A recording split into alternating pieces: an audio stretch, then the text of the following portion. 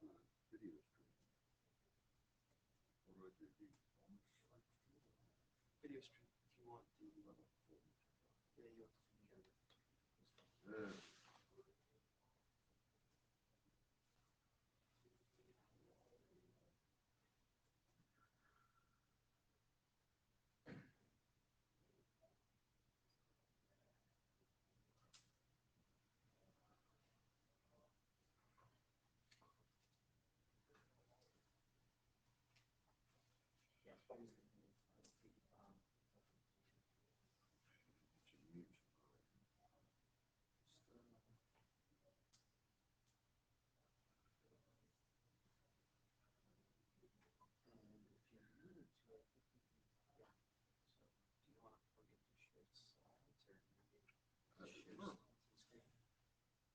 How do I plug into share the slides on this? You have to join the meeting. I have joined the meeting.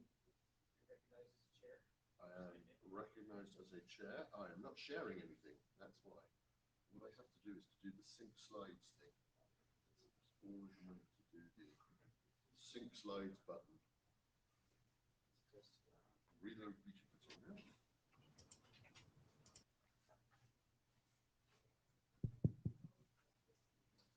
We're already late, but a few people are arriving. Hey, how are you, mate? Not too bad. I'm just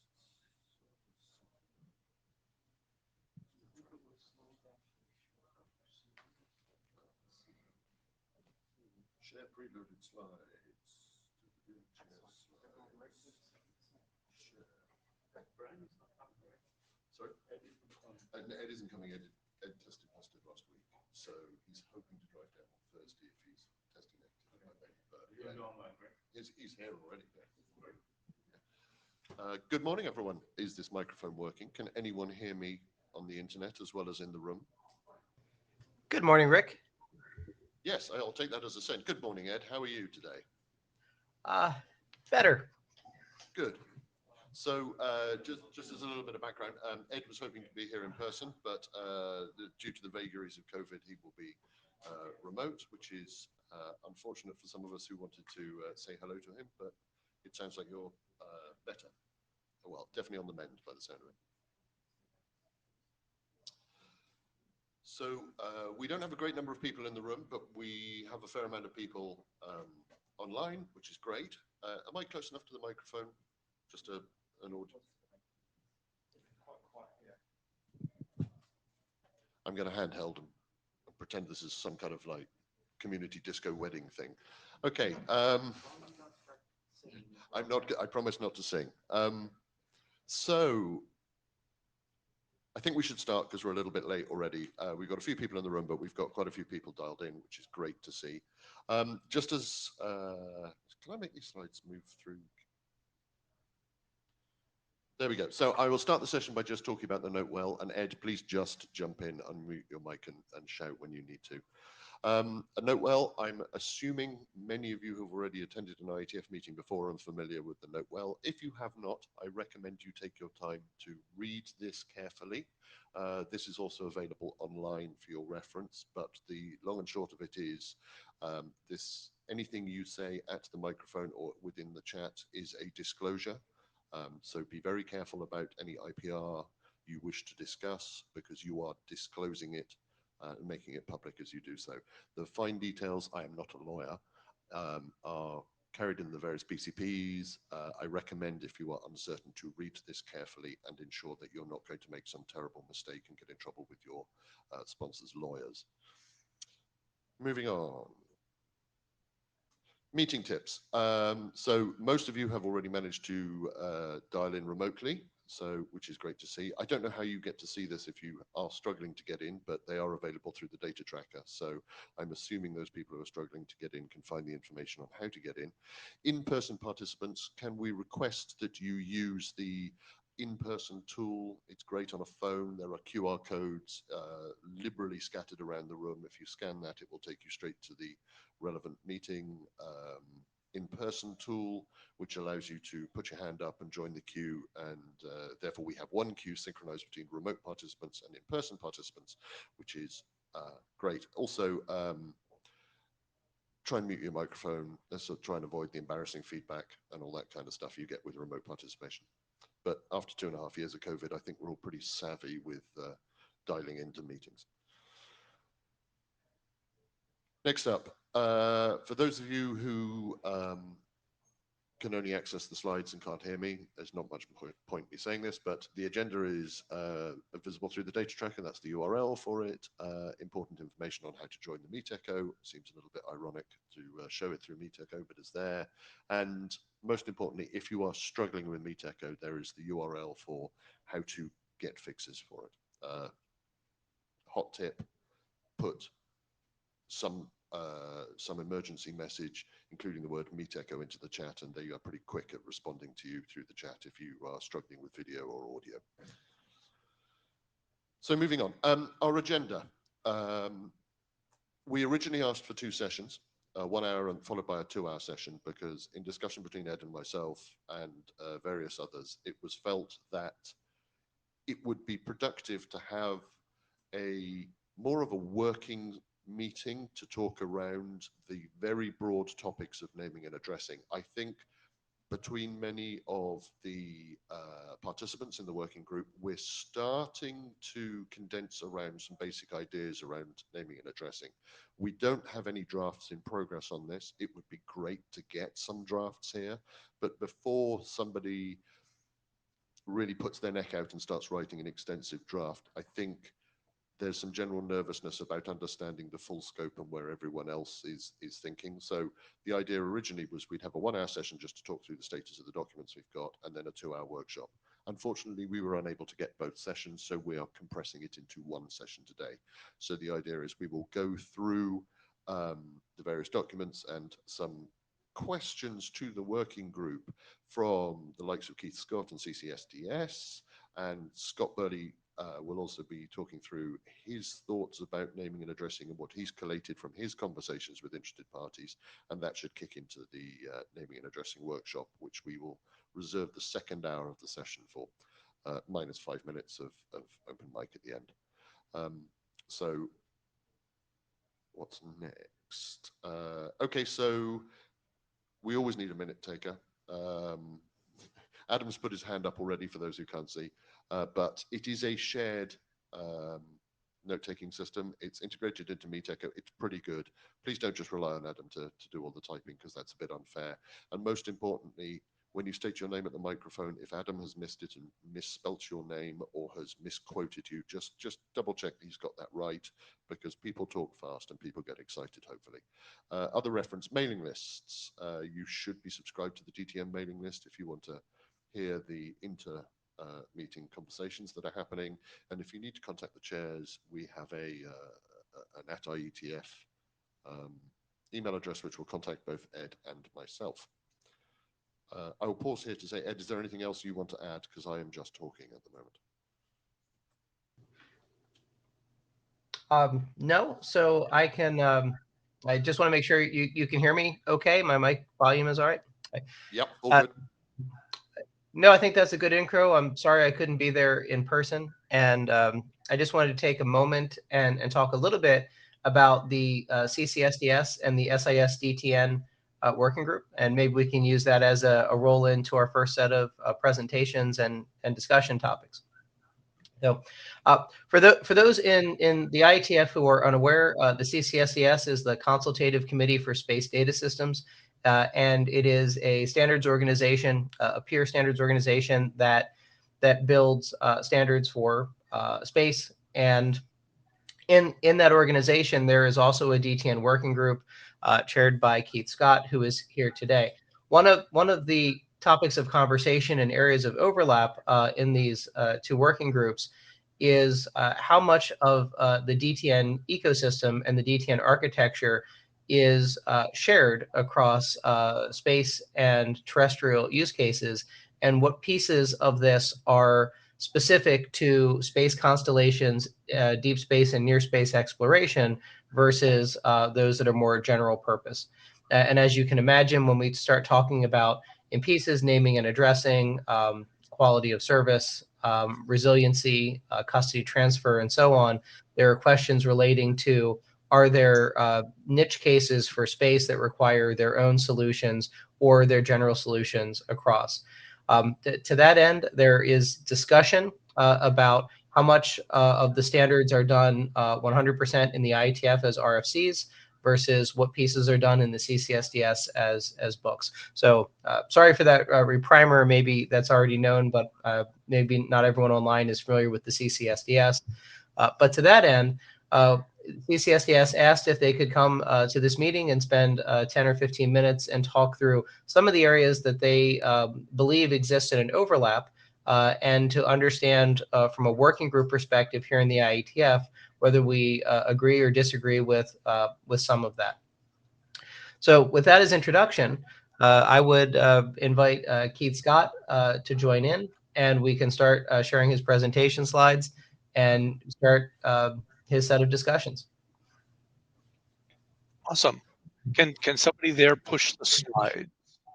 Yes. Give me 30 seconds to just queue up the next set of slides through Meet Echo. It's normally very Right. good. It always takes me a moment to find the right slides. Cool. So while you're doing that, some sort of status. I'm Keith Scott. I chair the CCSDS DTN working group. As Ed pointed out, CCSDS is the standards body that is responsible for setting standards for civilian space missions and interoperability among sort of a suite of space agencies, both national and multinational. There, we of course are very interested in bundle protocol, and just finished submitting a CCSDS profile of BPv7 to to Tommaso DiCola, who is the Space Internetworking Systems Area Director in CCSDS for standardization. The protocol profile there really is very much grounded in the BPv7 RFC. So the profile within CCSDS says, you should implement RFC 9171, and then here are some here's some clarifications there. A couple of restrictions. For instance, we wanted to say that a compliant CCSDS implementation didn't necessarily need to deal with bundles larger than, I think we picked like 10 meg as a size, just to give missions sort of an out when they're doing implementations, that they don't have to deal with things that are too large for them to handle. And then CCSDS always wants like a service specification, so there's a service specification in the CCSDS document. In addition to that, we defined a couple of convergence layer adapters that are useful for space missions. So in particular, an LTP convergence layer adapter, where one of the things that we did there was allowed, essentially used a type length, a type value pair or length value pair to allow multiplexing of multiple bundles into a single LTP block. And that, of course, imposes a requirement on the receiver that they're able to parse those out.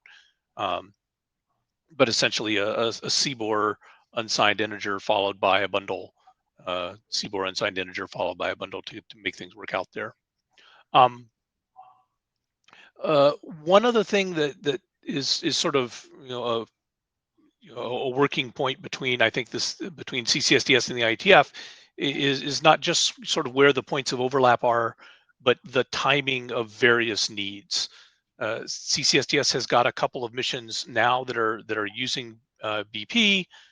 They're moving out. I think PACE is still looking at a version that is based on BPv6, and they did that partially because they're interested in the BPv6 custody, transfer, and reliability mechanism, which is one of the things I'd like to talk about. But in general, there may be things that are where there may be times where the sort of the needs timelines of CCSDS and IETF diverge, and Ed and I talk regularly So we sort of understand where the two efforts are going, but there's a strong desire from our part, and I think from Ed's as well, uh, to keep the two efforts in line as much as makes sense. So if there are certain things that we need to do from a CCSDS standpoint, um, if we can define a common mechanism that can be used by sort of the larger community within the IETF as well as CCSDS, I think that's better, and will be better for CCSDS in the long run, because their end goal really is to deploy bundle protocol as the networking layer for space communications, and then hopefully someday to go off and buy commercial products for the ground that deal with that on the ground side. And then the various space agencies will always have to write their own flight implementations, because flight software is, as Ed can tell you, its own thing. So there are a couple of areas where, as I said, we've just gotten through dealing with this profile of BPv7. As the as you did, we pushed a lot of things off to later in order to get an initial specification out the door. So things like reliability, how to do accounting, what we're going to do with quality of service, all of those things we did not try to add on and tackle those in addition to 9171. But the time will come soon, and sort of is now, where we need to turn to those things, because those are the next set of things that we need as well as you. So I think that in the IETF DTN charter, I think that reliability, certainly reliability, quality of service, network management are all in your charter, and I sort of wonder if network management might also include accounting. There's so maybe I'll just go through this. I think if I hit the next slide. So reliability, sort of at the bundle level, not necessarily a series of reliable convergence layers. The some of the goals for, especially for some of these space missions, is absolutely to be able to release resources as soon as possible. And while a series of reliable convergence layers is a good way to get reliability, there is a desire for something that is a little bit stronger than that, that is actually signaled at the bundle layer, for dealing with cases where we may have a link where you just can't get a reliable convergence layer. If you've got a unidirectional link and there's some multiple access mechanisms with TDRS, where you've got unidirectional links, you may end up having what are essentially unidirectional links from various space missions, just because of the delays and your inability to actually turn a signal around and get it back out in time to sort of close a link before you want that ground station back, and you need the antenna resource on Earth to go do something else. So the BIBE custody transfer, or the BIBE draft with custody transfer, is a way of providing that, providing the reliability mechanism. It's signaled.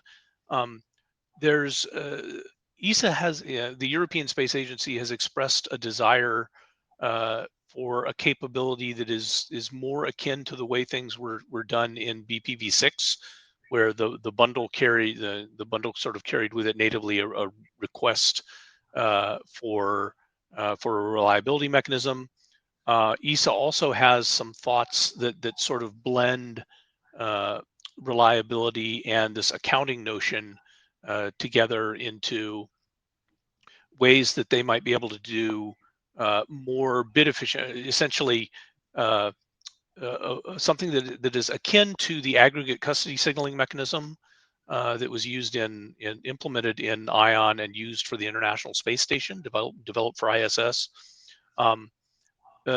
ESA is interested in using something like that, but expanded for maybe to support things other than just reliability and custody transfer, but also some of these accounting mechanisms. So ways that you can send signals, metadata about bundles and the state of the network that are particularly bit efficient there. Let's see, yeah, next one. So that accounting is really sort of where really where are the bundles and where are the resources and how are they being used. We put together these slides within the working group. Yeah, Ed? Sorry, I just before we went through these, I had a quick question, which is, how do you want to handle questions? Do we want to go through all of these and then have questions at the end, or do we want to talk reliability questions about it first and go on to the next? We can do questions on reliability now. That work. Do people have such questions? Well, so my question, so there's at least one question, because I have a question, is when we talk about reliability, when we talk about this kind of custody signaling, then it seems that there are two proposals out here for custody signaling, right? One is there a custody signaling mechanism that could be put into an extension block? The other is custody an artifact of an underlying convergence layer like a BIBI convergence layer? My question for the working group is, do we believe that those are two options that exist in parallel, or do we think that there would be one or the other? Are there any thoughts on that?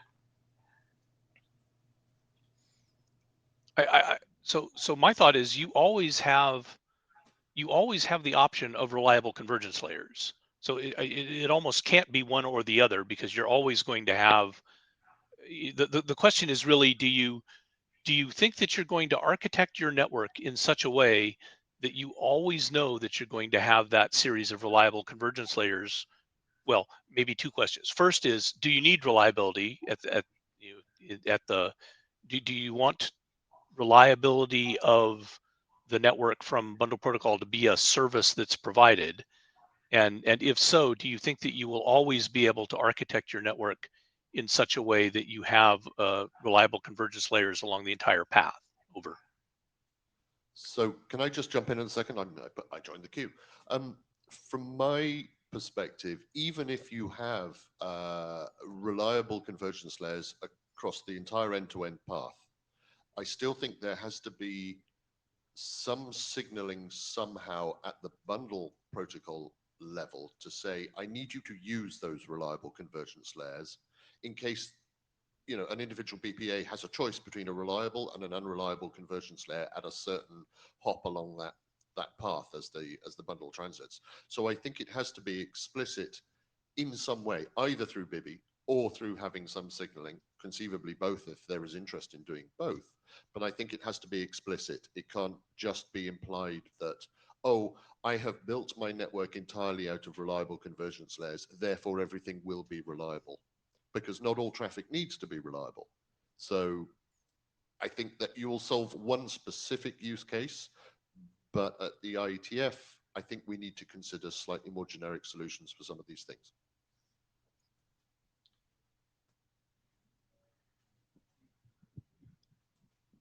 I think Jonathan's up next. Yeah, go on, Jonathan. Yeah, I just wanted to add a little bit more to that. And when we talk about the custody signaling at the bundle level, we're saying things like we've actually had the space of this resource to store it, and that the bundle is completely parsed and there are no errors, and it's acceptable.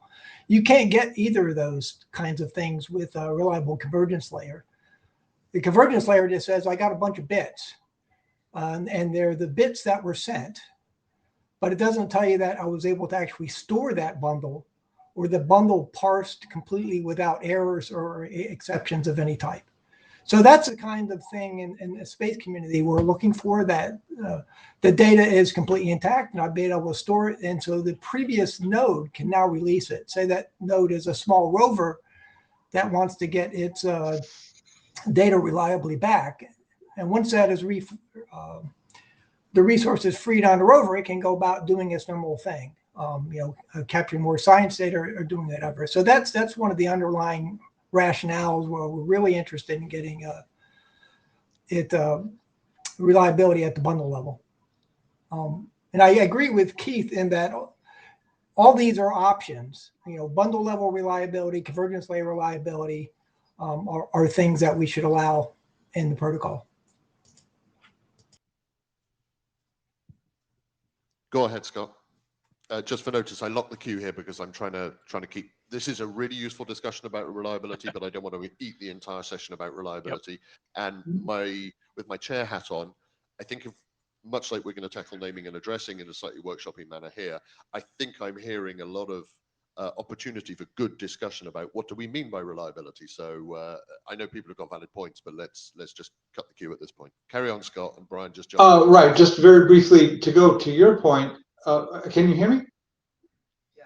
Yep. Yes, loud and clear. Okay, good. The signaling of what sort of convergence layer protocol the source application desires to be used end to end is one of the things that I think we ought to consider in quality of service when we get to the quality of service conversation. I think that signaling is a useful thing. Quality of service is something that we need to spend some time on anyway. And I agree that both reliable convergence layers and reliability within some sort of reliability mechanism within bundle protocol using some sort of an extension block are worthwhile things to discuss. And that's all I've got for now. Thanks, Scott. Go ahead, Brian. Cephas. I just want to help frame the discussion on this last point about the convergence layer cannot provide this. Right now, at least the reliable convergence layers, the TCPCL and the LTPCL, they could do this, but they both are silent about what the acknowledgement currently means. So either a CCSDS profile of these convergence layers can say that if you acknowledge a transfer, it means it's gone all the way into the forwarding queue or storage or whatever that is, or an individual network operator could enforce that. So it is possible for that to have meaning. It just isn't specified right now.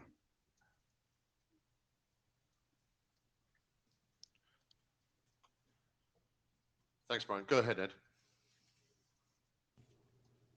Yeah, thanks. So Rick, I was also about to try and say, let's not have this whole conversation here in real time. But I was going to say, it seems like there may be some energy towards perhaps an extension block or other mechanism to signal reliability and custody. So if please keep that in the back of your mind as to whether that's work that the IETF should be handling, CCSDS should be handling. And then also, as we identify custodians, that's going to take us back into some of the naming and addressing conversation later in this meeting. So please remember that as a use case. Brilliant. Good summary. Okay, carry on, Scott. Oh, sorry, Keith. Yep. Okay, accounting. So the accounting is a big deal in these space missions. They very much want to know where all of their resources are being used. If there's a question about where that data actually is sitting right now, they are for these space missions, the difference between, or a difference between them and the IETF, this is really their first foray into networking. Space missions currently are very much run as I've got a mission operations center, I have a link, I have a spacecraft. There's one spacecraft. It is the thing that I talk to. So they're quite concerned about understanding did this bundle make it to the ground station? Did it get radiated? Did various things happen with it? So some of these questions are accounting questions, sort of along the lines of what might be internet or telephony even accounting, right? Where are my resources being used? Where's my data? Some of the stuff that's on this slide that's in accounting, is really seems to be more is more, I think, network management. So how much storage is there at a node? I think here, there are sort of a couple of things going on. One is this desire to be able to get insight into where bundles are. Have they made it past this node? What's going on there, which will become more and more important as we get into sort of multinational cooperative networks, right? Think of we're going to have things that are like autonomous systems, where there are some nodes in this network that are run by NASA and some that are run by ESA. And as we all know, whenever anything goes wrong, the first thing people do is point at the network and say, "Oh, your network isn't working right." And so having the accounting mechanisms to be able to say where things are is going to be important there.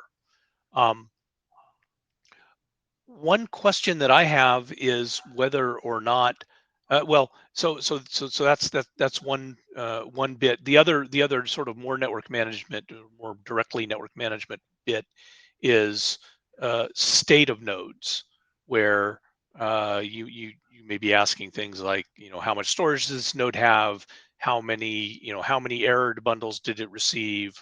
And things like that. I think that a lot of those are probably addressable through something like AMP, and having the right information in some ADMs that we can ask for.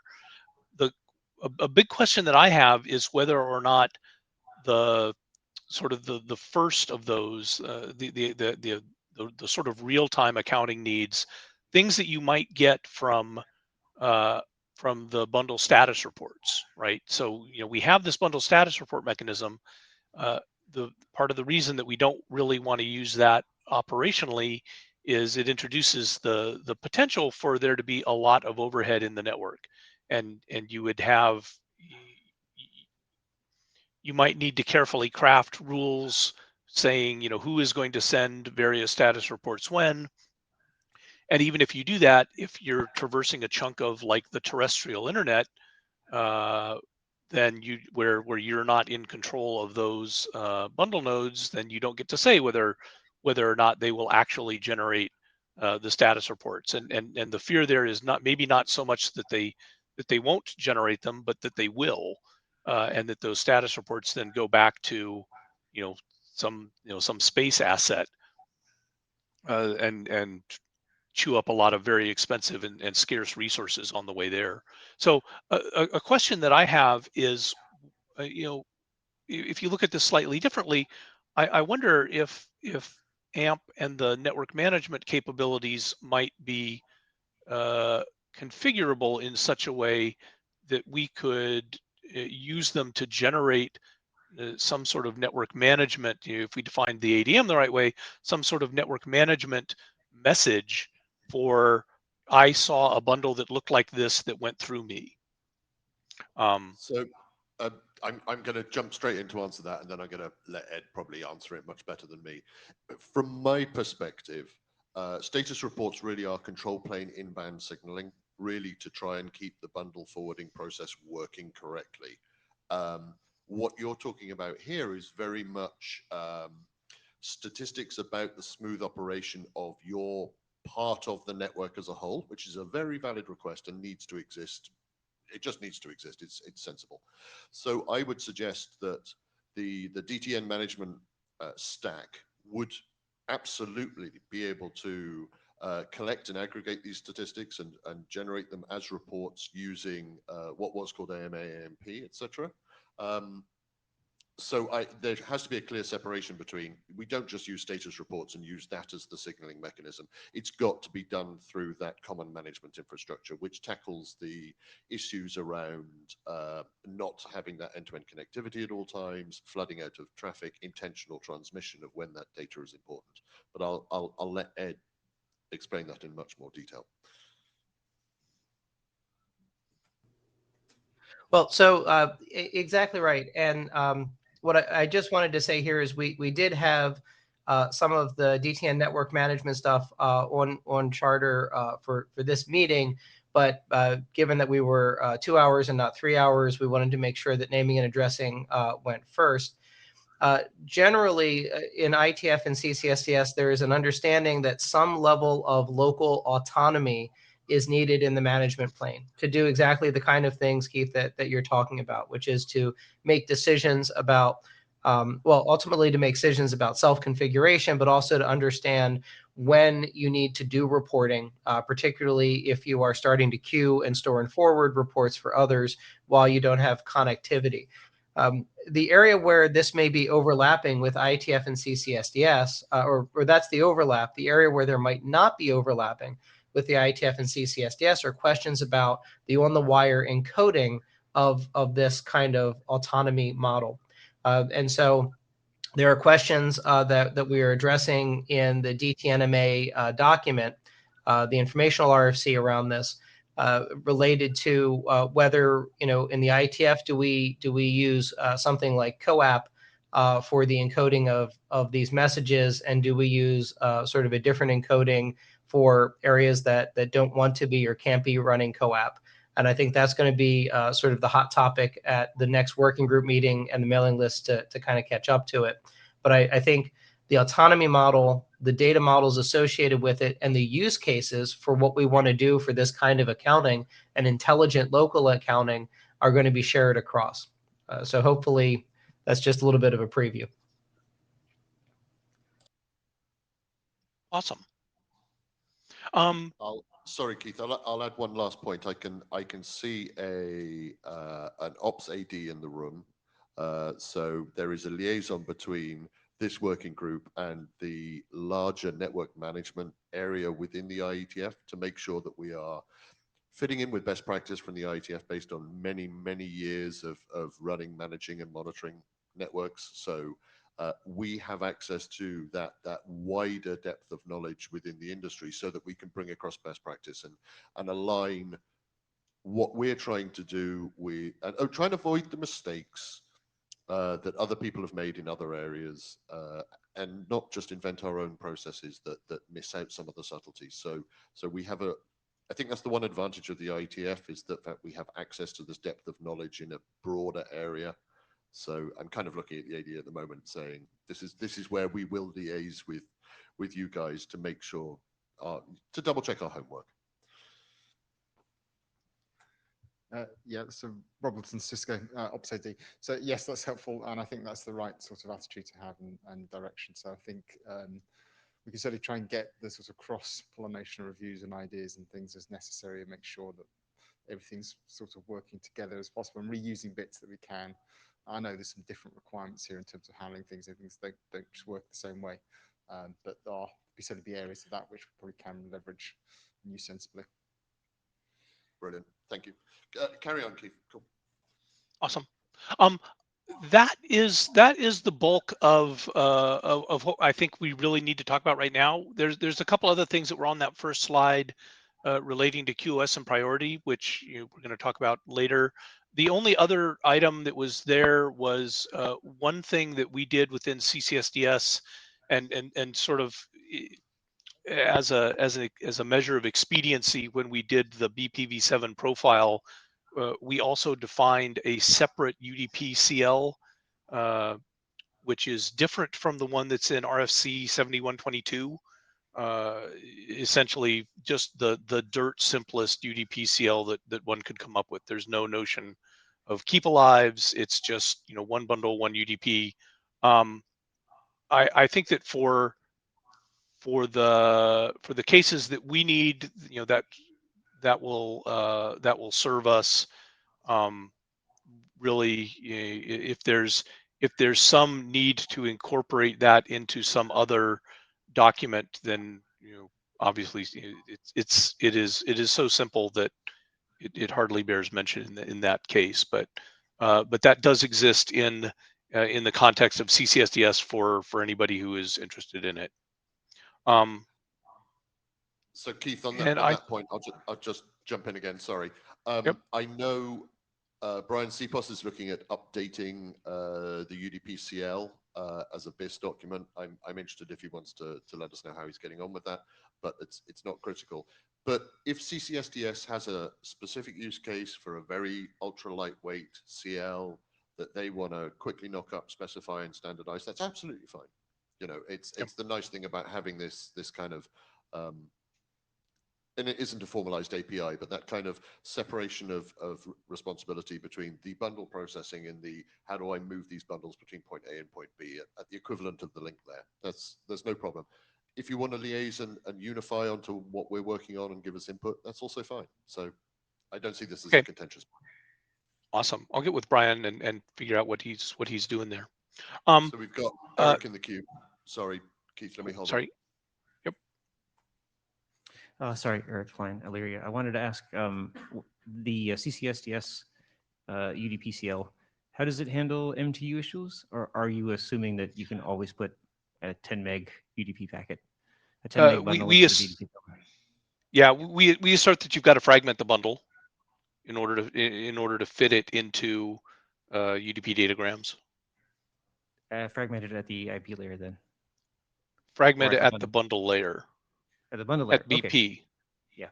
So essentially, we've got an MTU like notion for the CLAs, or at least for the UDP CLA. And the MTU is known administratively. Yeah. Okay. Thank you. For those links. Hey, I'd like to thank you guys. I realize that I've gone way over time. This has been a really useful discussion, I think, for us. And my plan is going to be to just work with you and in particular maybe through Ed, who also participates in the CCSDS area stuff, and make sure that we move forward in a way that makes sense to everybody. Over. Thank you very much, Keith. I think that was really useful. I know we have a kind of unofficial liaison with you through Ed and various people who participate in both events. I think keeping this communication open between us and honest between us, I think is good for all of us involved. So thank you very much for speaking today, and let's keep working together and making it all just better. Okay? Yep. Yeah, agreed. Thank you, Keith. Great. So I'm happily sharing slides, which means I can't see who's up next. Has somebody got access to it? Ed, what's next on the agenda? Because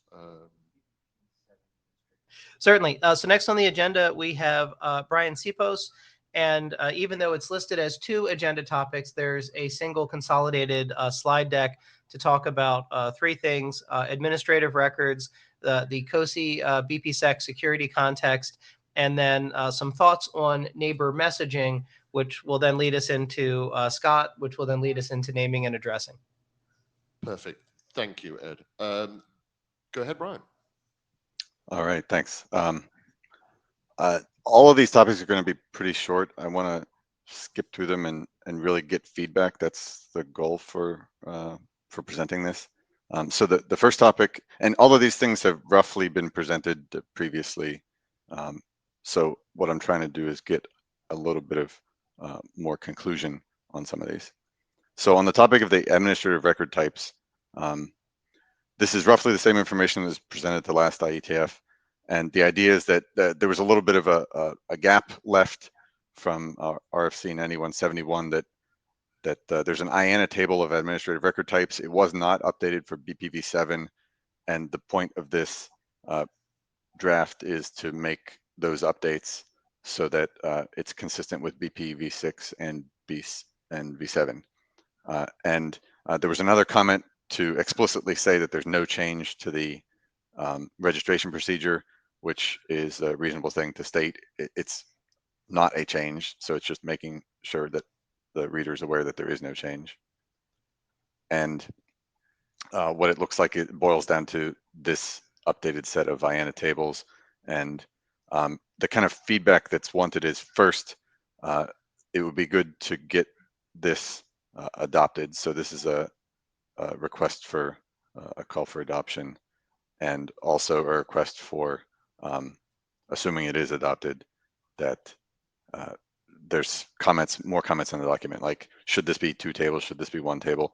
More editorial things. The contents of this are what's already in existence. This is not a proposed change to any behavior. This is just reconciling the IANA tables with reality, including the aggregate custody signal allocation that was made by CCSDS but never actually rolled back into the IANA table. So just making sure that whoever reads the table understands what the real situation is. Thanks, Brian. I'll take an action here. So this is Rick. I'll take an action here to put a working group adoption call onto the list after this session. It may not be this Okay. week. And we'll just get it in, get some review on it, and get it through, because by the sound of it, it's not contentious. So I'm hoping we can move fast on this. Thank you. And it is necessary for future changes, like adding new administrative types. It'll be necessary eventually. And for example, reserving the experimental range just isn't there right now.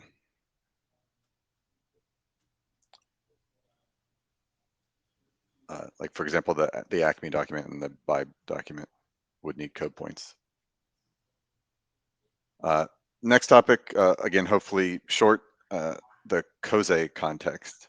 So this was presented at an earlier IETF as well.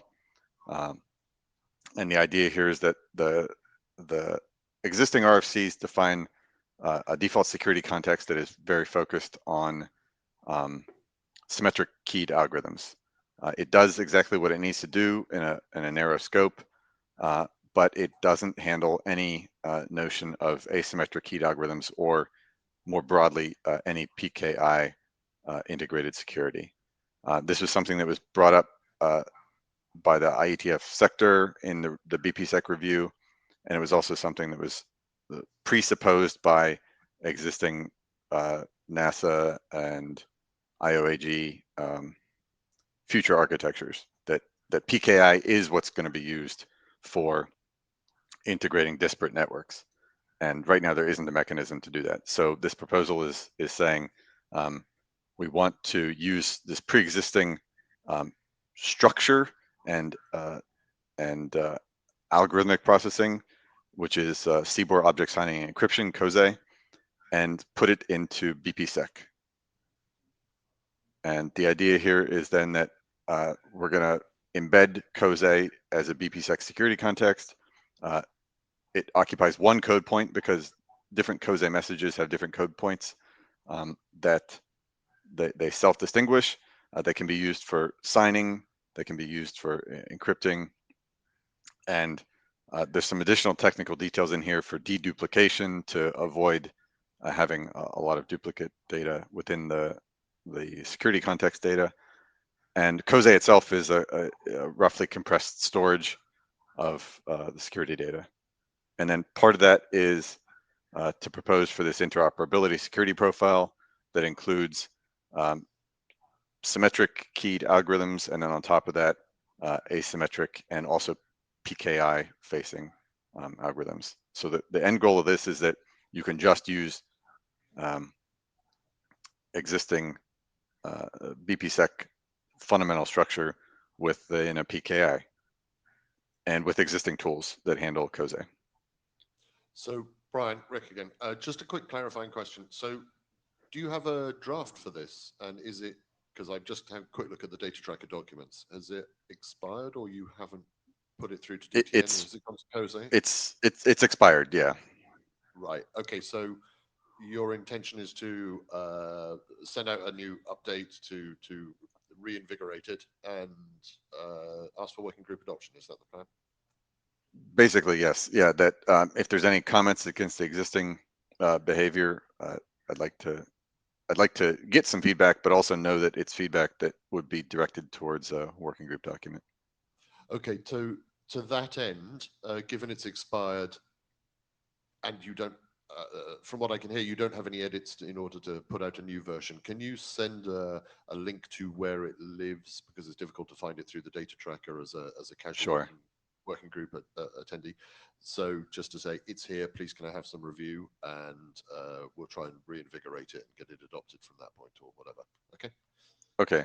And there are potential minor edits, like the RFC 9173 changed its definition of AAD, and the idea is this would be updated to be consistent with that. We want to make as few amount of changes as possible. Well, that might be a really convenient way to reinvigorate it, is if you want to change one or two small things, push out a new version, it'll become live back in the data tracker, easier for people to find, and we can do the working group adoption call at that point. Go ahead, Ed. Okay. So a few things.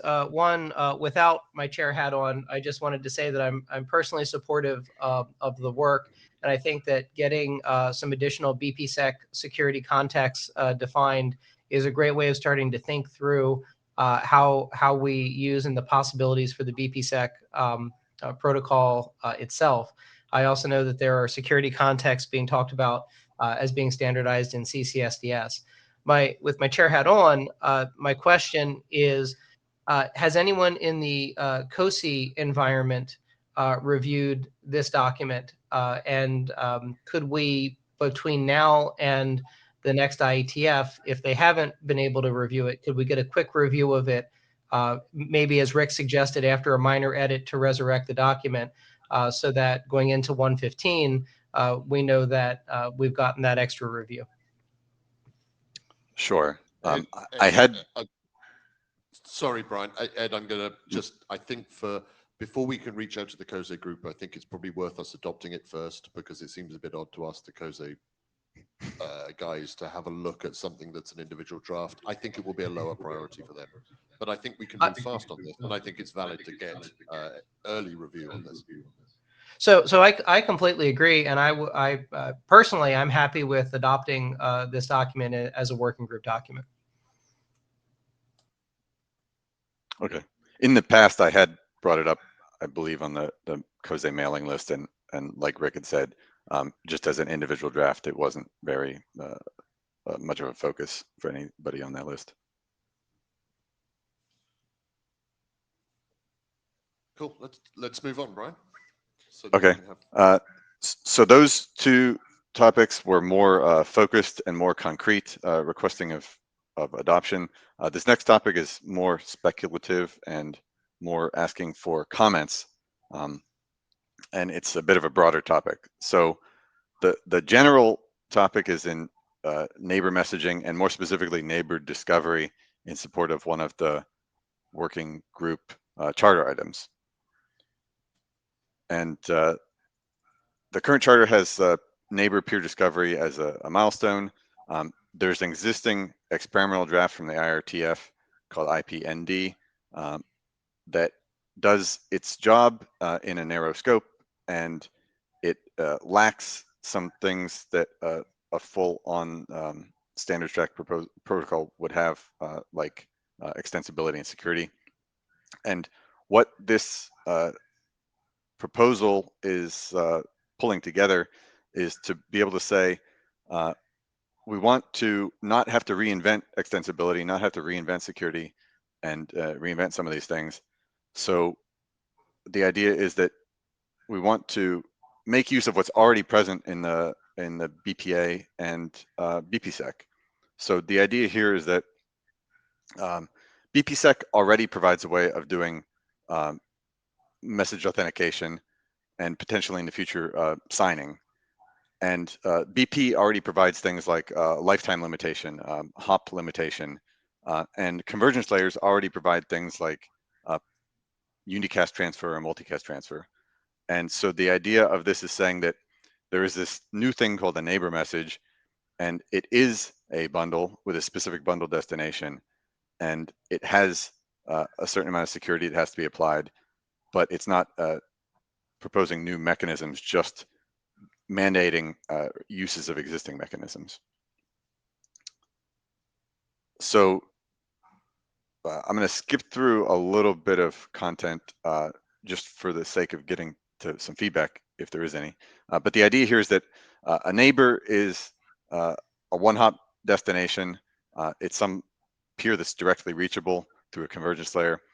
And what is being proposed here is a new well-known endpoint in the same way that DTN none is a well-known endpoint to mean anonymous or the lack of an endpoint. This proposes DTN neighbor as a non-specific destination. And that would mean that the BPA knows how to handle this endpoint and knows how to process it in ways that need to be done to do neighbor messaging. And then the idea is that the contents of the payload are a map with some labels defined similar to existing protocols that use CBOR, and it also falls in line with the way MANE uses its own packet and messaging format.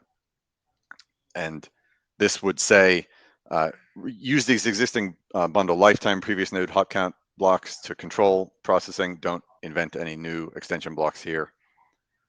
And the idea is that it would be doing the same, as a starting point, it would be doing the same kind of job as IPND, but it would take advantage of these new capabilities that have come since IPND. Go ahead, Ronald.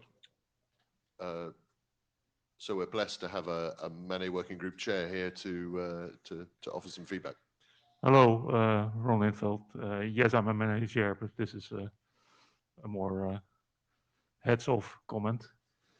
So if I understand you correctly, then you have to use always, there always has to be a UDP-CL present to do this. So depending on the use case, yes. And what that means is that it's described a little bit in some of these comments. Let me see if I can find it here. There is a slide that talks about the convergence layers, but in a open network where you don't know anything about what's happening, you would need to use something like multicast UDP messaging to be able to send a message. But if you're operating in a more controlled environment, say where you have specific links that are advertised by something like DLEP, then what you can then do is you can say, well, when a link comes up, probe that specific peer. And it would be a network configuration to be able to set things up in a way that you administratively know what kind of convergence layers are going to be present on the network. But in a general network, yes, you would need to use UDP multicast, but in a controlled network, it wouldn't necessarily be that way. So it's not a universal solution, and there's still a place for something like IPND or something similar. It could be. The idea is that the hello message would cover the same ground as IPND. That's the intent, is that it's IPND plus the ability to do integrity signing and some other aspects. Okay. Thanks. Go ahead, Scott. I like this idea a lot. The convergence layer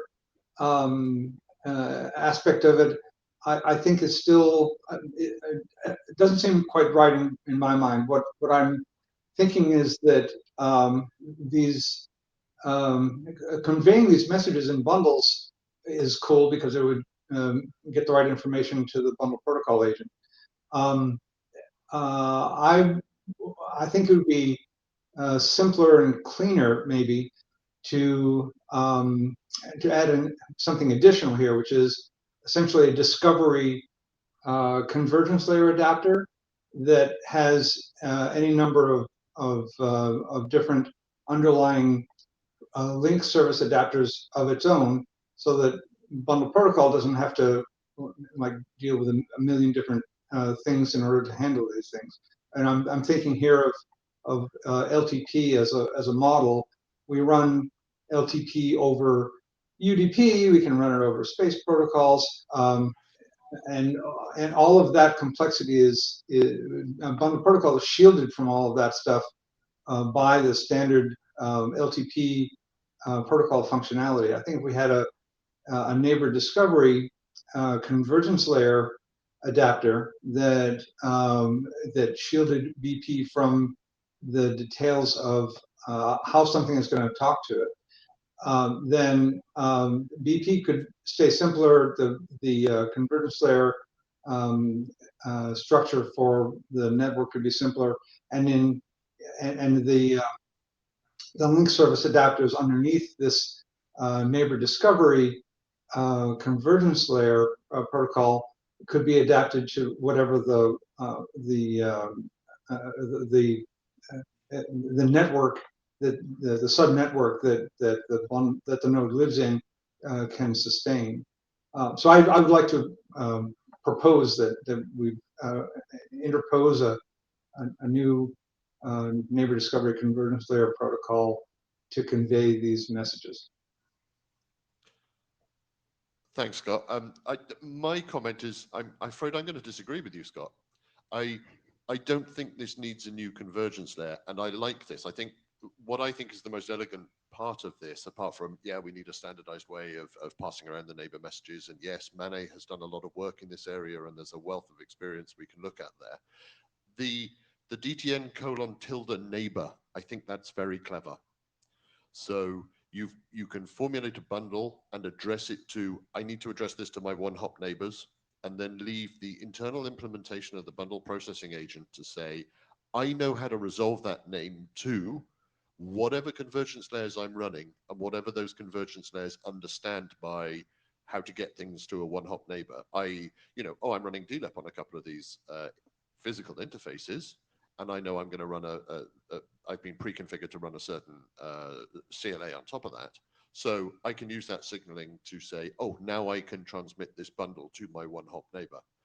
And equally, you could have some kind of UDPCL which understands broadcast, and you can do that. Or you can have some non-broadcast multi-access overlay tunneled thing, or LDP or whatever. And yes, there would have to be a per CLA understanding, but that's part of the name resolution mechanisms to say, I've got a name called all my one-hop neighbors, and I know how to resolve that to get it to all my one-hop neighbors. So I'm kind of turning this into a naming and addressing topic. I think, and that is why CL I brought this up originally under the Yeah. naming and addressing. Go ahead, Eric. Yeah, Eric Klein, Illyria. Forgive my ignorance on a bunch of this stuff, but I was thinking along the lines of kind of what you were saying, Rick. I think that there would be no problem to just like request a link local multicast address that represents all DTN nodes, and then you can put it in a UDP message to that. If you have unicast destinations that like you already have a convergence layer attached, then you can send the message as if it were unicast, and if you want to do a multicast, just ask for a multicast link local prefix for v4 and v6, and away you go. And the intent of this is also that a smart BPA is going to be able to do a lot of complicated things, but a dumb BPA can just follow some interoperability profile and do very simple things. Thanks, Brian. Have you got anything more?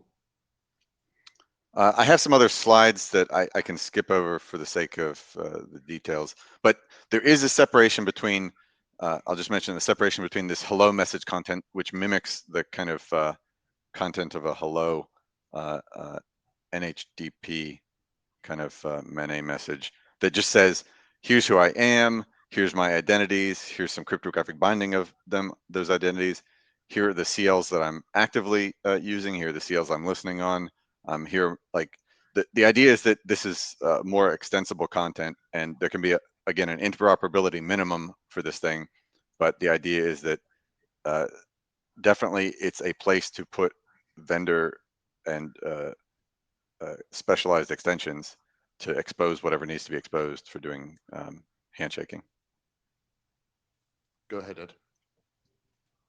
And I just wanted to call attention to a comment that Ronald had put into the chat, which is that NHDP is about 2 hop neighbors, And I wanted just to clarify that Brian, what we're talking about here are one-hop neighbors, your immediate neighbors, and that we're not trying to establish a two-hop neighborhood in a DTN, which may be a difficult thing to do.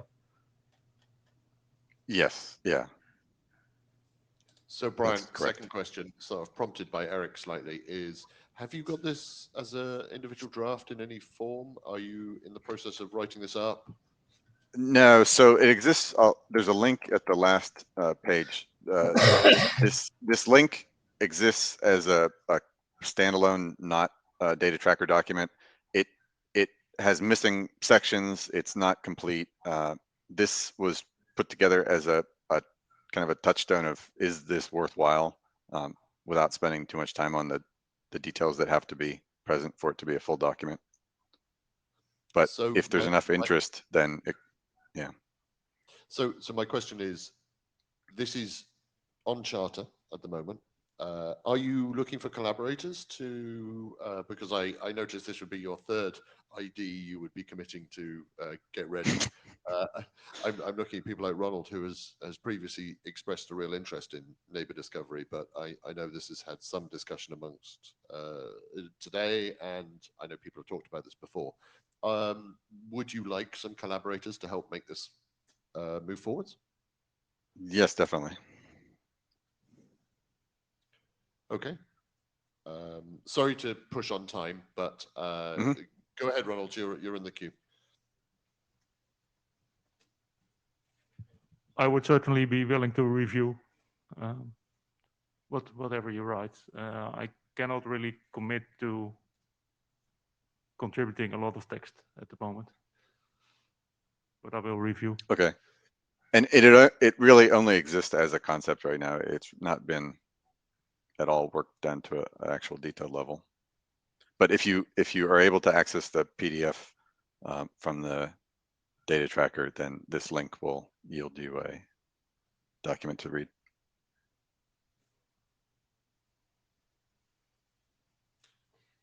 Okay. Is that it, Brian? Are you happy with that? Yes. Perfect. Thank you very much. In which case, we'll move swiftly on to Scott, who I think is just going to kind of tee up the second hour of this session by going into naming and addressing, and hopefully that will set us up with some topics. Ed, I know you've got a sort of rough outline for some topics to discuss as part of the workshop, which I think we may naturally slide into off the back of Scott's presentation. But just to reassure you, we have a soft agenda for the second hour, but we'll start with Scott. Thanks, Brian.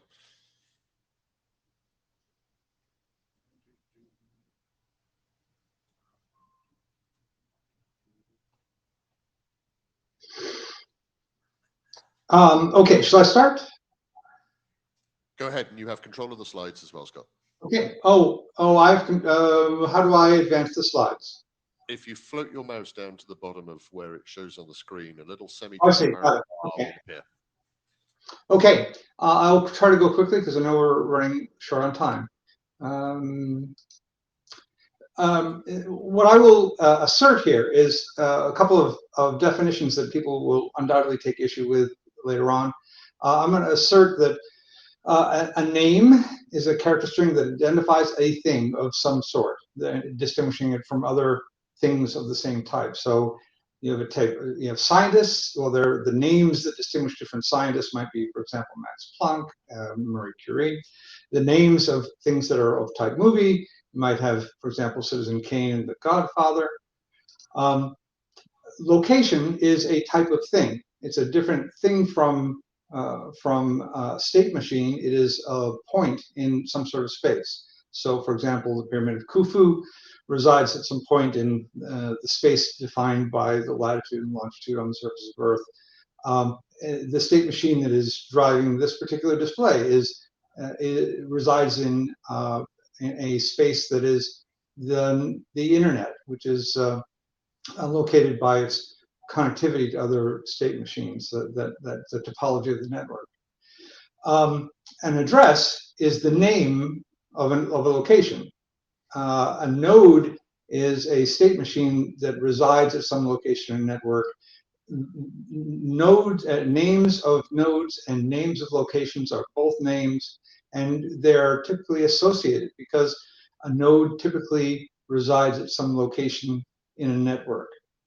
The name of the location needs to be unique within the network in order to associate it with a node.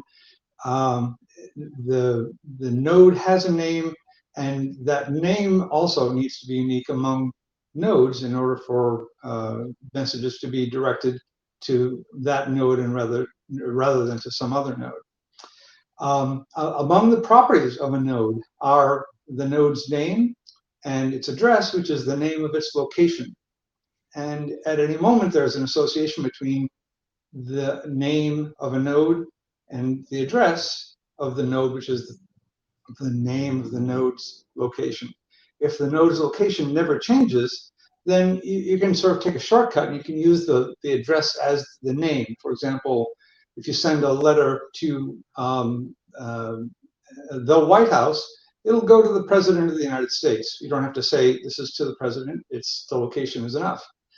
If the location does change, then the association between the name of the node and the name of the location of the node has to be recorded somewhere, and you have to revise it when the location changes. In order for data to be sent through a network, which is actually what we were saying there, is it's copied from one node in the network to another node in the network.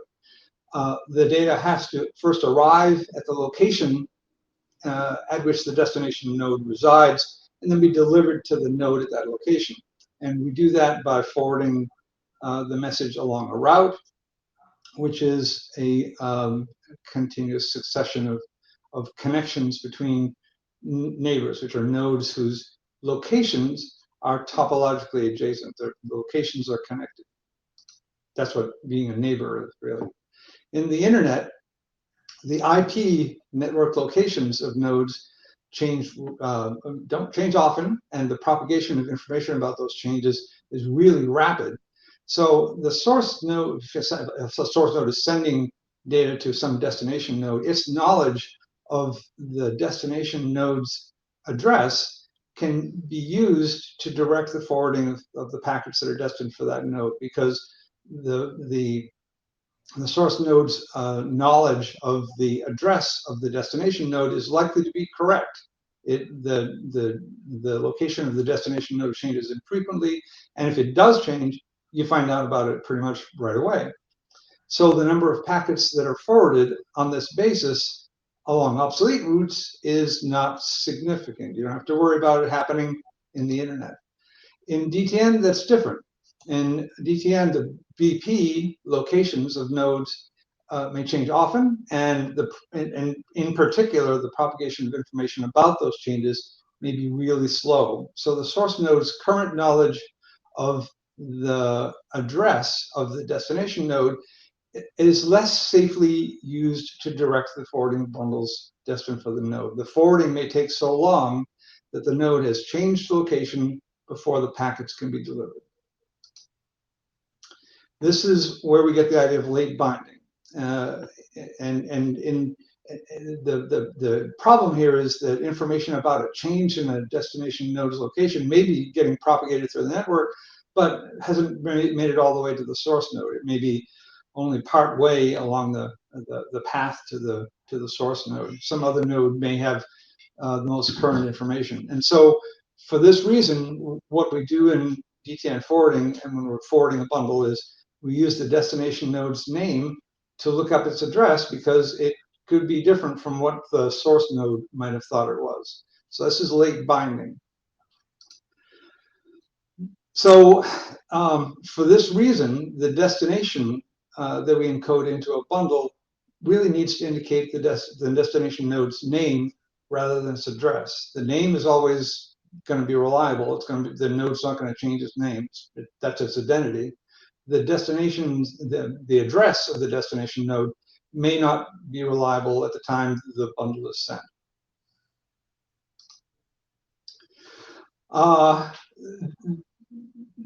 We can imagine mitigating this constraint a little bit by saying, suppose you've got like large areas of the network topology that nodes may move around within, but they don't usually change from one region to another. So, for example, similar to I live in Los Angeles.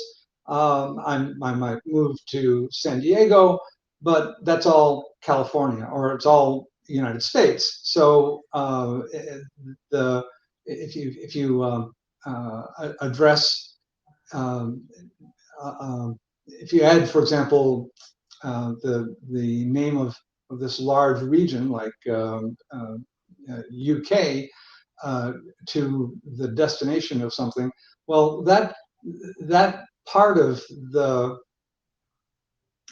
resolved location of a node is unlikely to change very much. And if it does change, you may find out about it, soon enough to be able to correct for that.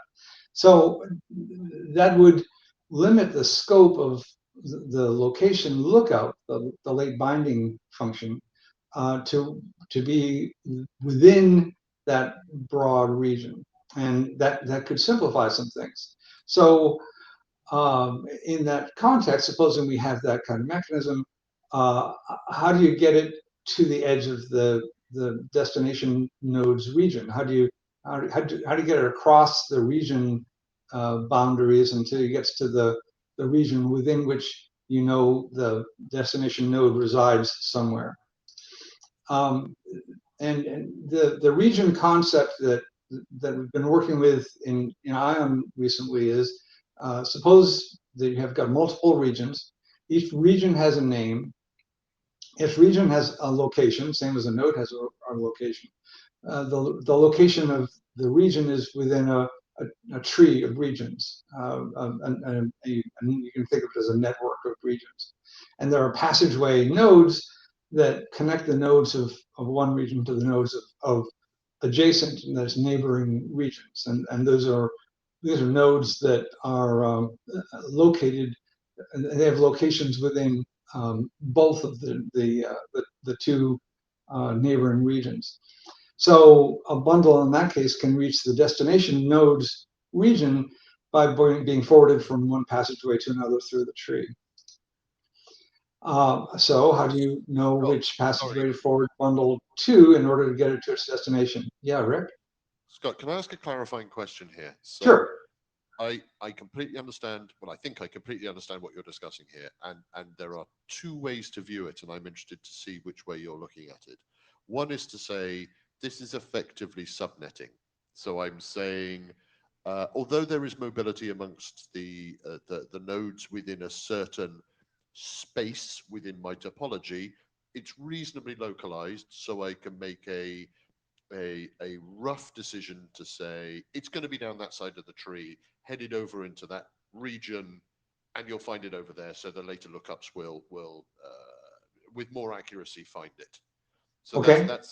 That's what I would call subnetting. The other question is, if you look at it from an addressing perspective, are these regions individually, sorry, as a naming perspective, do these regions have different naming schemes, and are those names handed out by different authorities that have a loose agreement between them at these passageways? So one's about can we come back to that question in a little bit? okay, fine. Right, because I think it's something I want to dig into a little bit more so that I understand it better. Because I don't see an issue, but there may very well be one. Do you want to take more questions, or I've interrupted because we got Mark? No, I can take. Yeah, sure, Mark.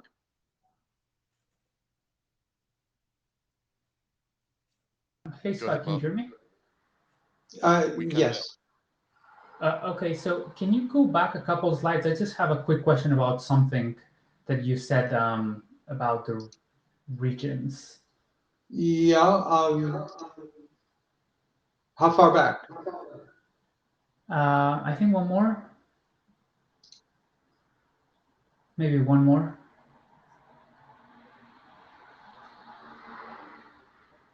anyways, I don't know where it was, but my question is this. So if at some point in one of the slides you seem to imply that within a region nodes don't change much. So if that is the case, what I thought I said was that within a region, the location of a node might change a lot, but it might not change from one region to another region very often. oh, I see. So late binding is needed within a region because you do assume that it moves, the location of the node moves within the region. Yes. Okay, that was it. Thank you. Oh, okay. Let me pick up where, okay. All right. So, so if you have this, and I think at the moment I'm working with something that is that RIP is identifying as a subnetting notion of regions.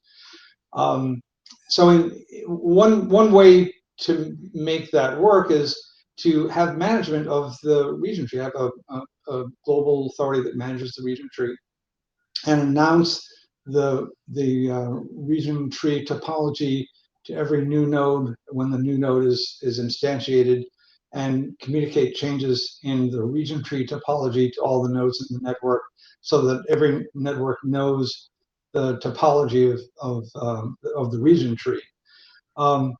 There is the downside to this is that there is a tree management and synchronization challenge there, which is is subject to the usual kinds of political problems, and is exacerbated by the latencies and propagation.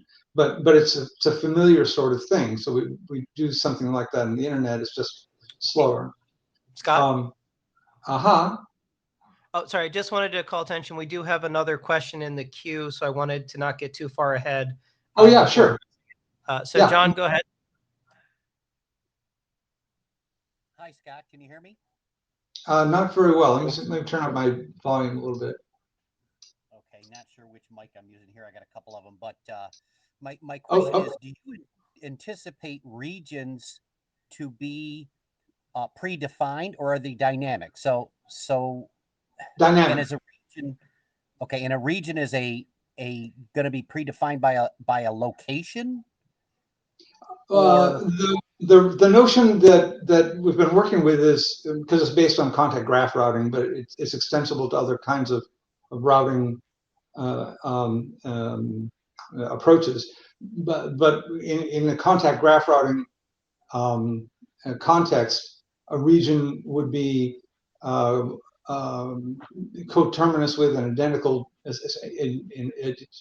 in one for one with a single contact plan. So as you define a contact plan, that defines the region. Regions are strictly topological, they're not geographical at all.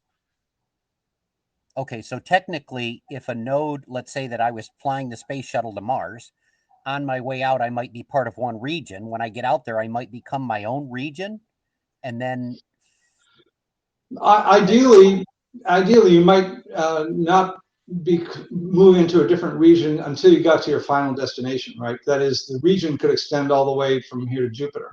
The region is not geographical; it's topological. The region is a set of nodes that communicate among themselves according to the contact plan. Okay, so at some point I could be in a region and then I guess leave that region, and that region may not even exist if there's a single node on that region. Sure. Okay. Thank you. Yeah. Okay, so picking up on this idea here, this managed region tree, what you end up with is a globally managed structure that you can use to compute a path through the tree if you know the region that your destination node is in. And each node forwards the bundle to the passageway that it will get it to the next region on the path of passageways. A second option, which is the one that there's been some research on, and that attempts to avoid the global management of the structure, is to base it all on a discovery protocol. The topology of the region tree is locally discovered and revised by pairwise agreements between region management authorities. So the complete topology of the tree never needs to be recorded anywhere, which is advantageous, especially if you have like a large number of regions. Yeah, Rick? Okay, it's slightly with my chair hat on. We're in danger of slipping into routing here. So, and I know we have to be quite careful to dance around the edge of it, but I'm very happy for us to talk about how does a bundle processing agent work out which of many next hops it wishes to push a bundle out to. I think that's entirely in scope, and that depends on having names and addresses and some kind of concept of topology. That's fine. When we start to say, actually, the way we name an address implicitly gives routing information, I think that becomes an increasingly contentious subject. And I'll give you my reasoning. For the same, you, Scott, introduced, along with your collaborators, the late binding concept into DTN, and it's one of the fundamentals of it, which is you can make an accurate decision after the bundle has entered the network in order to get it somewhere. Mm-hmm. If the name you assert to the destination has already enforced how that bundle will get there, then I think you've just broken the point of late binding. It's well, and you're adding a pre so you're pre-enforcing how it must get there because of the way you have structured your names, and I think that's right to the way we consider the DTN problem space. So I'm very wary of going in this direction, and now I'm speaking personally about this. There's something about this that doesn't quite chime with me. Sorry. Well, which is why my next, where I'm going to next, I think addresses that. At least I think it does. Which is that this discovery mechanism where the topology of the region tree is adjusted locally by the management authorities for the regions. You don't have a complete tree topology, and so you don't route on the tree topology, you don't compute paths through the tree topology, and you don't violate the late binding idea. That is, this is late binding taken very seriously all the way to the bottom. I actually prefer this, and this is the thing that's implemented in there's a feature branch of ION that has got this built.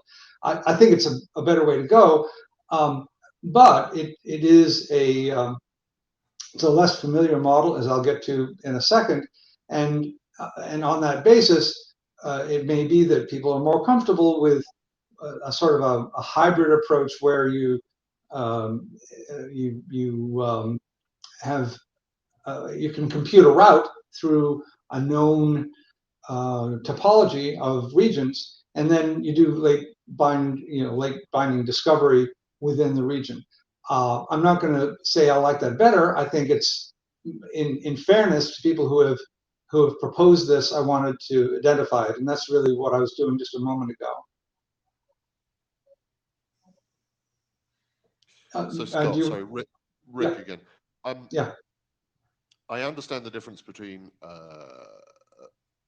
having dynamic discovery of the path through the network, the routing, the path through your tree, and having it pre-placed, and that's a valid point.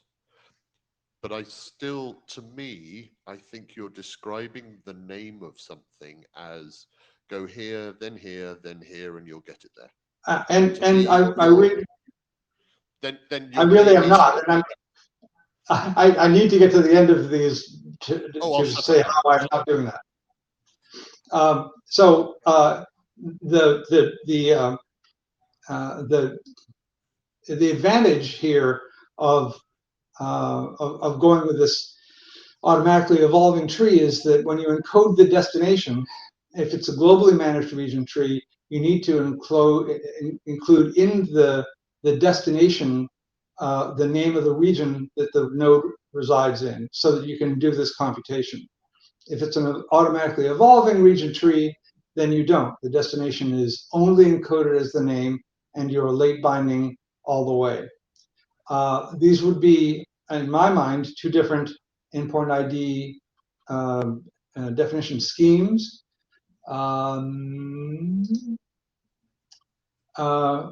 They would affect what you need to do when a node moves from one region to another. In the globally managed tree option, you need to change the destination encoding for that node at every node that sources bundles destined for that node. So it's I think that's undesirable, but it again lines up with a more familiar model. If you have an automatically evolving region tree, the destination encoding doesn't change because all it is the name of the node. But in that case, you have to like rediscover the new passageway sequence by doing some other mechanism that I won't go into here, but it's basically a sort of a probe through the network to discover the right sequence of passageways. In both cases, you would really want to provide advance notice of the date and time of the change so that everybody can get the information ahead of time and be delay tolerant and not be affected by signal propagation delays. This would give you time either for to schedule either the changes in destination encoding at all the nodes or else the issuance of new probe bundles.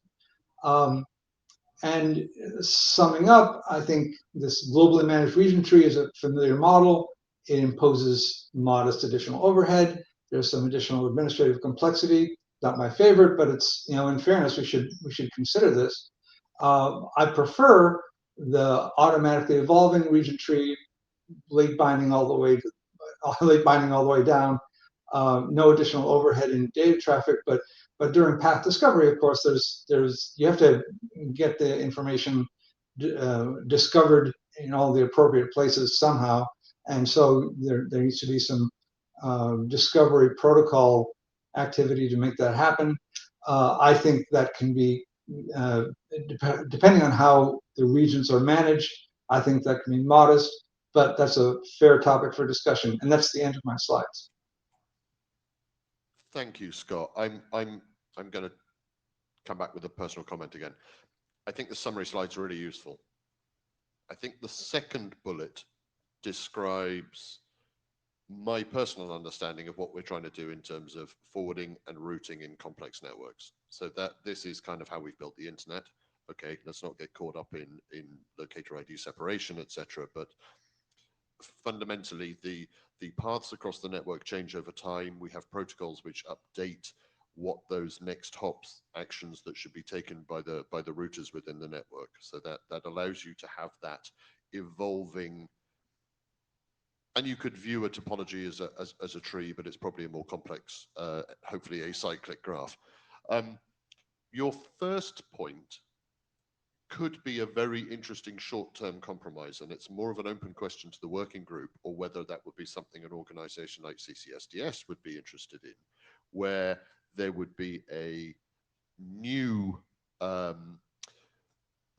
node EID scheme which encapsulates within the name the exact pre-known path of how to get to somewhere. So it would be rick.bristol.uk.earth. You know how to get to me now, or backwards. And I'm not saying that like a DNS name. There's no looking up. It's implicitly known how to get there, and it is encoded in the name. Now, my personal opinion, as I said before, is I think that goes against what we're trying to do with DTN, but I can see that appealing particularly to the space community for a specific project for a specific mission or whatever. They know everything in great detail, or I hope they do. So it might be entirely viable for them to do that. However, from an IETF perspective, I don't think that's a use case that's valid to the working group, and I wonder whether any working group members are interested even in working in that, or whether actually we ought to be tackling that harder problem, which ties into the late binding concepts, which are so strong, and managing big complex systems that are fairly future-proof. Two things before we take the questions. I agree with you. I think the second is the second option is superior and is more DTN like. The difference in the way you encode the destination, whether you include the name of the region in the destination encoding in the bundle, is why I think this question belongs in the discussion of naming and addressing. You have to drag in some routing ideas to make the point, but it is a naming and addressing question. Do we stick with the idea of naming the node and addressing a bundle to a node by name, or do we stretch things a little bit and include a gross location of the node, the destination node, in the destination encoding, the name of the region that the node is in? I prefer certainly the automatic evolving region tree and just using the destination node's name as the destination in the bundle, but it's a reasonable thing to talk about. And I think it's Ed's up. So Scott, just to agree, I think that this does resolve into naming and addressing.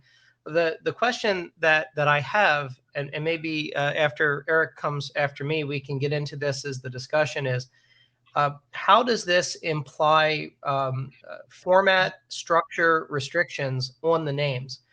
And my comment is, instead of saying that if we were to presuppose that destinations, as you have talked about them, have sort of a region and some additional information related to that region, do we consider that entire destination to be either late binding or not late binding?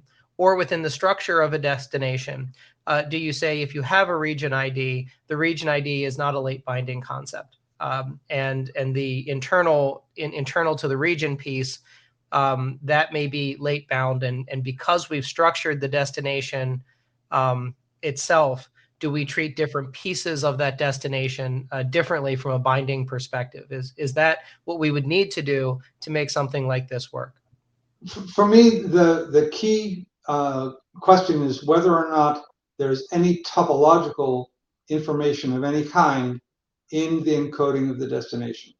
If there's topological information in there, for example, the name of the region that the node resides in, then you've got you end up with the globally managed region tree kind of thing. I mean, you might be able to do it automatically, but there's no advantage, I think.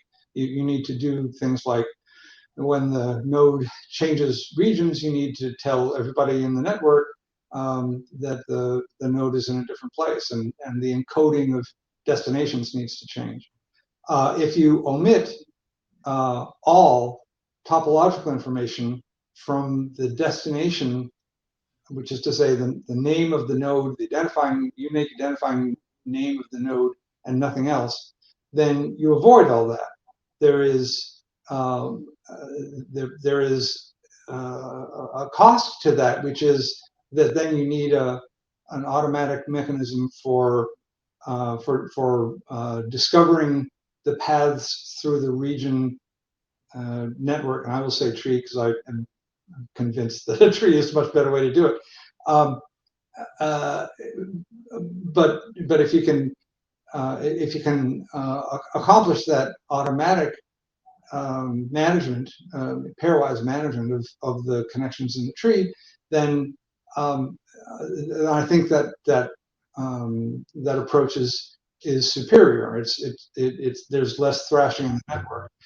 As soon as you admit of any topological information at all in the coding of the destination, you are no longer doing complete late binding. You have bound, right? You've early bound to a limited extent. You have early bound the destination of the node you're sending to. Does that answer your question? I do want to jump as quickly as we can in the time remaining to at least lay out some of the topics. My point is exactly what you're saying, is that if we go this route, there is that would be the requirement to have that early binding concept, at least for something like regions and the topology. But let's go over to Eric. Sure. Eric Klein, in the interest of time, I'll try to keep myself to clarifying questions. Does a node know all of its available names as it moves from region to region, or does it never change names? I'm having a hard time with this abstract stuff. I'm trying to build some mental models that are. In this concept, I would say that a node only has one name, and it always has one name, and that's all. Well, no, let me say that again. It might have IDs. It might have node IDs expressed in multiple endpoint ID schemes for other reasons, for implementation reasons. But its name within any single EID scheme should never change. If it does, it's a different node at that point. So there might be a DTN colon name and a DTN-region colon name? DTN-region.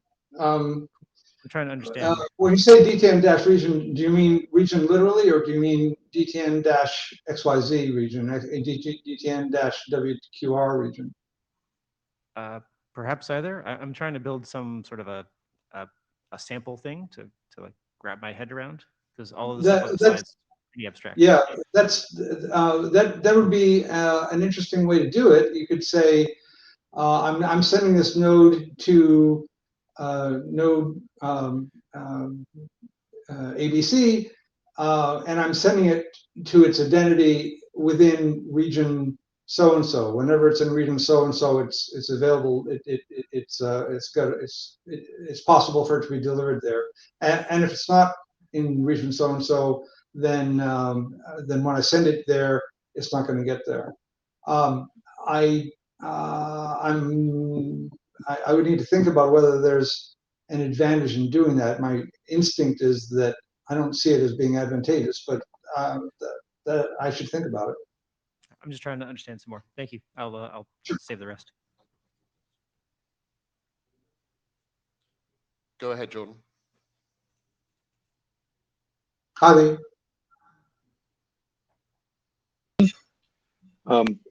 I was just going to make the comment that the automatically evolving region tree cost is, when you send out these probes, it's going to take a while to determine what the optimum the tree topology looks like in the subtrees and so forth.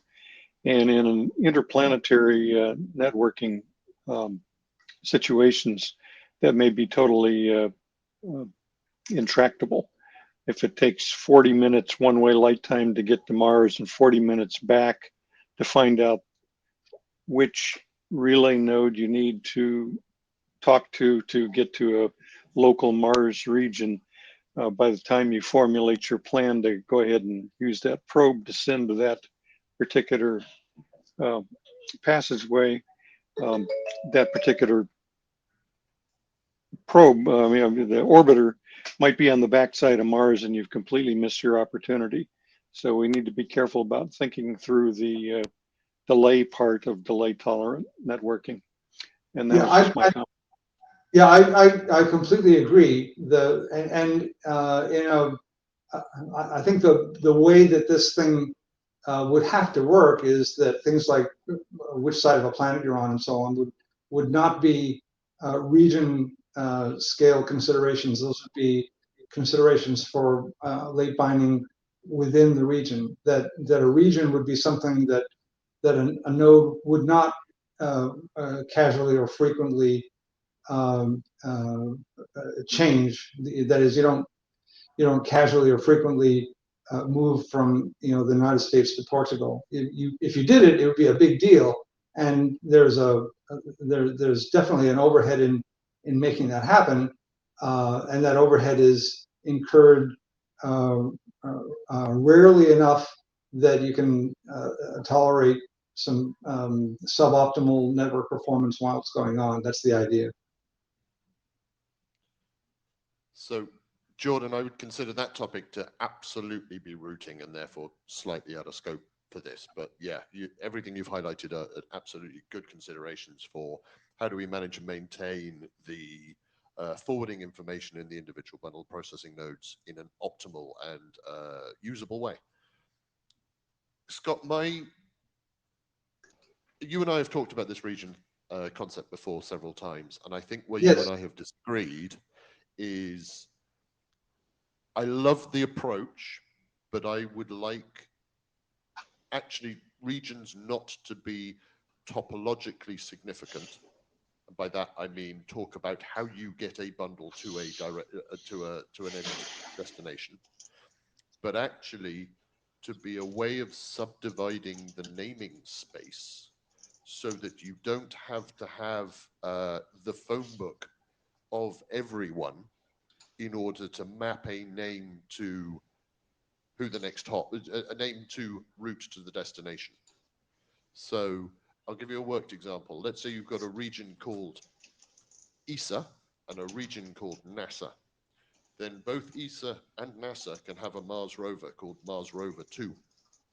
Oh, okay, sure. If I am part of the NASA team who wishes to send some sort of information to the ESA Mars Rover 2, I set the destination of the bundle to Mars Rover 2.ESA, for example, and I don't really care about the encoding. So within the NASA space, within the NASA network, the individual nodes that are moving that bundle around may not know where on earth Mars Rover 2.ESA is, or where on Mars Rover 2. There we go. Thank you much. Have a good week.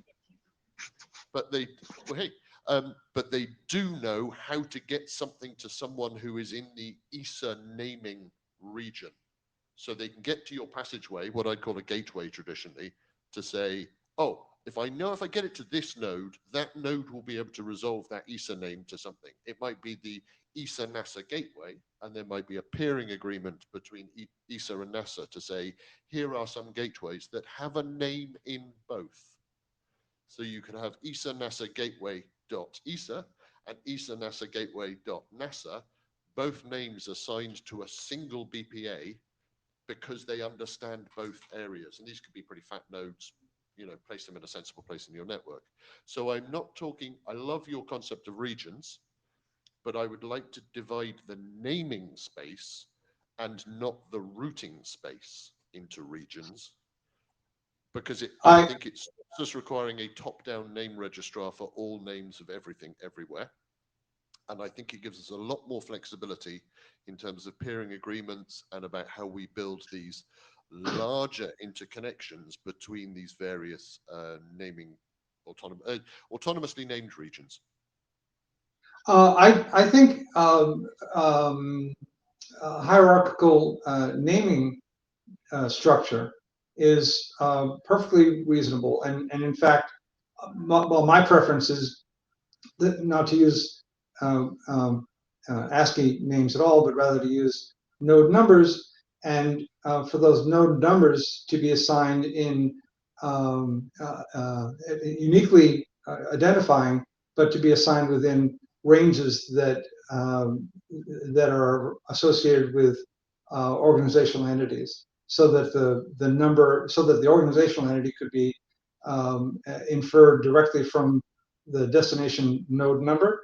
And then if you have a routing system that can use that hint to improve your routing, then by gosh, go ahead and do it.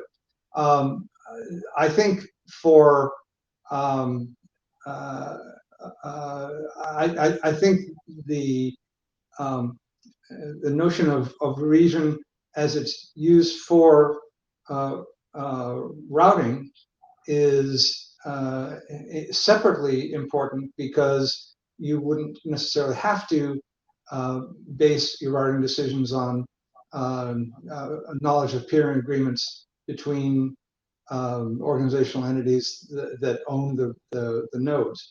I see nothing wrong with enabling that kind of mechanism, but I think it's more general if we don't require it, and that's why I think the region structure is a topological structure rather than a naming mechanism. I think that the naming mechanism ought to be in the names themselves. But I don't want to like dominate the conversation with that. I think Stuart has maybe other ideas, but you've got a response to this. Right, my response is, let's take this offline. I think this is a really interesting conversation to have. I agree, yeah. Go ahead, Stuart. Stu Card here. So a comment, request, and a question. First, the comment. Thanks, Scott, for a very logical shaping of the discussion. Your first few slides, I think, bring a lot of clarity to this. Then the request. I hope that as we go forward, we can not paint ourselves into a corner that precludes essentially an ARP function that maps us into different identifier spaces, different logical location spaces, and different physical location spaces. Two with which I'm particularly concerned are host identity protocol, host identity tags, especially the new hierarchical host identity tags, and high frequency automatic link establishment addresses, ALE addresses. And then finally the question, do your regions partition a space or can they overlap? Good question. And I would say the regions partition the topology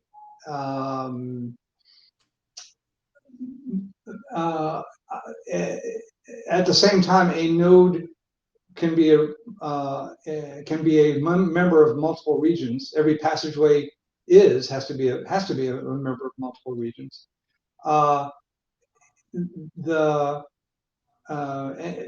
If you could take that concept of passageway, that is membership in multiple regions, which is what would enable overlapping if you wanted that.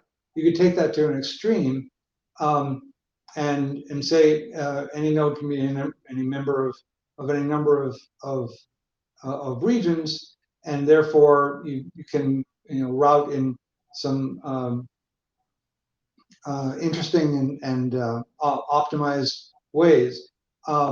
I think that's a direction to be avoided, because and there again, this is going to my firmly held conviction that the regions ought to be organized in a tree. It is from an implementation point of view, I think very difficult to avoid introducing routing loops if you have the regions organized in any structure other than a tree. In order to avoid routing loops, I think you need way more information about the region topology, and that gets you back to all the same problems of globally managing the region tree that I think it's desirable to avoid. If it's automatic, then the tree automatically forms itself if you limit the rules by which things connect up. If it's not a tree, then I foresee potentially very major headaches in getting the topology to work in a reliable way. So I closed the queue. Thank you very much, Scott, for that answer. Zahed, go for it. We have about 6 minutes left. So Yeah. Yeah, Jahed, your transport lady, and I'm actually putting my heady hat on. Yeah, I mean, we started the discussion about Rick, you saying like we don't have a document, but we don't want to commit to that. We're not in at that point to commit to write documents, but thanks to Scott and to the working group, I mean, this was a really good discussion. And I think there is a certain maturity of the ideas and certain pros and cons that I think now it's time to actually write it down, because I see there are a couple questions like how the name could be, how the schemes could be, how the regions could be. I think it's very good to have the discussion when things are documented. So this is not only the presentation. I look or the recordings I'll have a document, and actually I can read and see like what could make more sense, right? So I strongly recommend the working to come, so somebody, maybe Scott, yes, to actually write it down, and then we can have further discussion on that one. So that's my idea on, and then my understanding of the reason and concept of like overlapping question that Stu asked, like you can have overlapping reason, but then the problem is you cannot have a name collision. You have to avoid that, and that's the complexity it will bring in if you overlap. So yeah. So my advice to the working group: please write things down so that we have a more constructive discussion going forward. And this is a very good discussion. We have 3 IDs here, so you're well covered.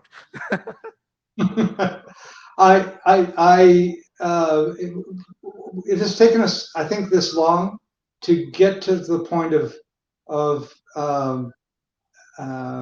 being able to articulate these ideas at this level, at this puny level. So I agree. I think if we're interested in pursuing this direction, then I certainly, I think it's a good time to start on a draft, and I would be happy to participate in writing that draft.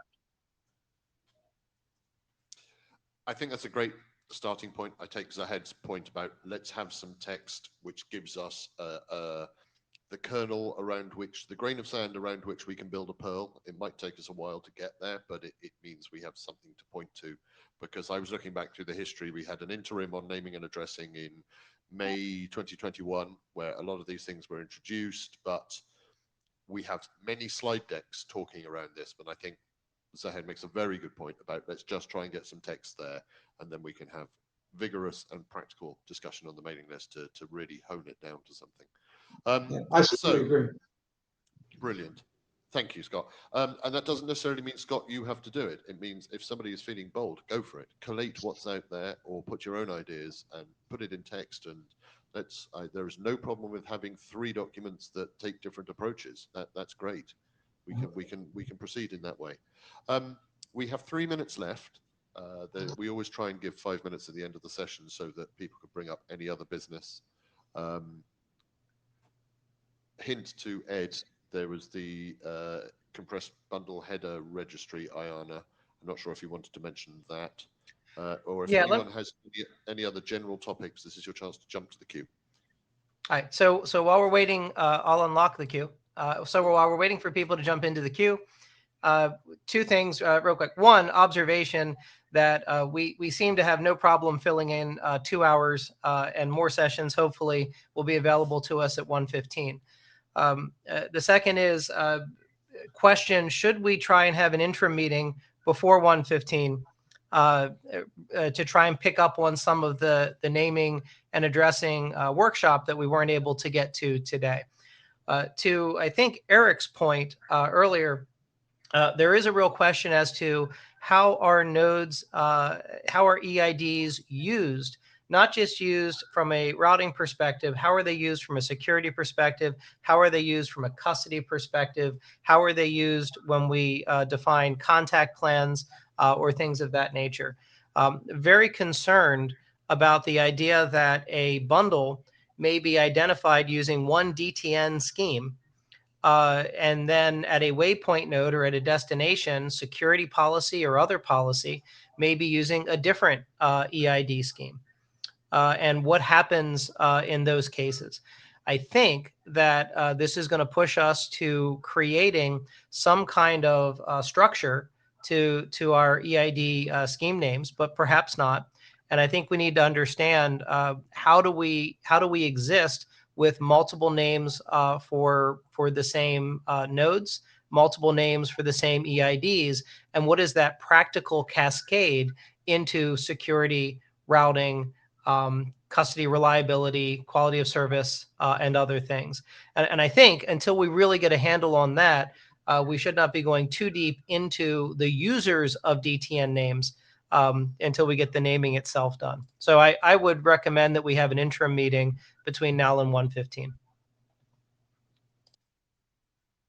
Thanks, Ed. I 100% agree with you. And as co-chairs, let's just get that arranged. And if publicize it on the list, and if nobody turns up, that's fine. We can just shut the queue. So I think fully support that. Go ahead, Scott. Keep it short because we're overrunning, and they're going to turn our mic off fairly soon. Right. Very briefly, I think this would, of course, be very controversial. I think we should settle on one EID scheme. It should be no numbers. And I think that the resolution of names to numbers should be a local implementation matter supported by the capabilities provided by the networks within which the nodes are located. And I see glee. I will desist. It's glee because I think you should put that on the mailing list because it's been quiet. I think an enormous amount of feedback will come off the back of it. We will all be positive, but I think it will be vigorous discussion around that subject. And I look forward to seeing the mailing list light up with debate on that subject. Meanwhile, thank you very much, everyone, for your attendance in strange time zones and in person. It's been great to meet some of you after 2.5 years in person again. And I look forward to seeing you at our interim and also in London, and speak to you on the mailing list as well. Thank you very much for your attendance. And I'm closing the meeting in some way. Meeting adjourned. Yeah. Meeting adjourned. There was no end.